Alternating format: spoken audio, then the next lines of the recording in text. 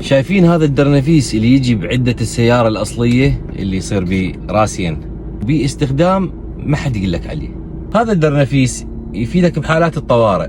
اكو دقمة تجي بصف الجير، هاي شوفوها، هاي اللي هي مكتوب عليها شيفت لوك. هاي تجي بكل السيارات الكوري، حتى الامريكي يجي بيه. هاي تجي بحالات الطوارئ انت تحتاجها، ما تحتاجها بالوضع العادي.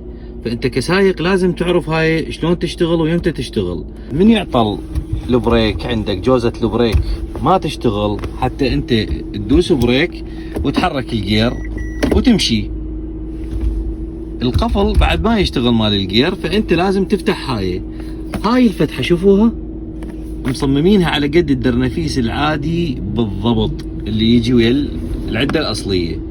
هاي تدخلها هنا بالفتحة، هاي طلعها بكل بساطة. شوفوها شلون طلعت بدون ما تخرب المكان وتدمره. فتجي تدخل،